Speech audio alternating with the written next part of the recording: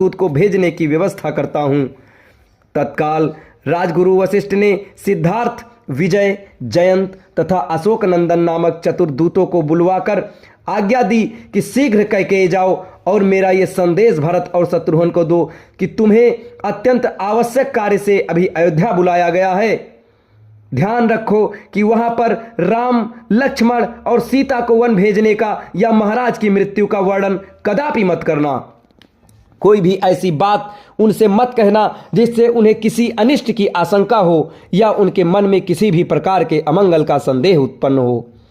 राजगुरु वशिष्ठ की आज्ञा पाते ही चारों दूतों ने वायु के समान वेग वाले अश्वों पर सवार होकर कैकेयी देश के लिए प्रस्थान किया। वे मालिनी नदी पार करके हस्तिनापुर होते हुए पहले पांचाल और फिर वहां से सरदंड देश पहुँचे। वहां से वे इक्षुमती नदी को पार करते हुए वाहिक देश पहुँचे। फिर विपाशा नदी पार करके कैकेयी देश के गिरिव्रज नामक नगर में पहुँच गए। जिस रात्रि ये दूत गिरिव्रज पहुँचे उसी रात्रि को भरत ने एक अशुभ स्वप्न देखा। निद्रा त्यागने पर स्वप्न का स्मरण करके वे अत्यंत व्याकुल हो गए। अपने उस स्वप्न के विषय में एक मित्र को बताते हुए उन्होंने कहा, हे सखे, रात्रि में मैंने एक भयानक स्वप्न देखा है। स्वप्न में पिताजी के सिर के बाल खुले थे। वे पर्वत से गिरते हुए गोबर से लथपथ थे और अंजलि से बार बार तेल पी पी कर हंस रहे थे।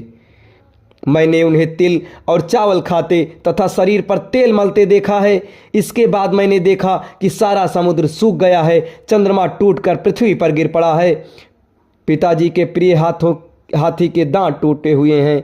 पर्वतमालाएं परस्पर टकराकर चूर चूर हो गई हैं और उससे निकलते हुए धुएं से पृथ्वी और आकाश काले हो गए हैं। मैंने देखा कि राजा गधों के रथ में सवार होकर दक्षिण दिशा की ओर चले गए। ऐसा प्रतीत होता है कि यह स्वप्न किसी अमंगल की पूर्व सूचना है। मेरा मन अत्यंत व्याकुल हो रहा है। भरत ने स्वप्न का वर्णन समाप्त किया ही था कि अयोध्या के चार दूतों ने वहां प्रवेश कर उन्हें प्रणाम किया और गुरु वशिष्ठ का संदेश दिया। हे राजकुमार, गुरु वशिष्ठ ने अयोध्या की कुशलता का समाचार दिया है तथा आपसे तत्काल अयोध्या चलने का आग्रह किया है। कार्य अति आवश्यक है, अतः आप तत्काल अयोध्या चलें। अब महाराज भरत अयोध्या पहुंचते हैं और क्या होता है इसकी कथा आपको अगले वीडियो में बताई जाएगी। तब तक हमारे साथ बने रहें। धन्यवाद।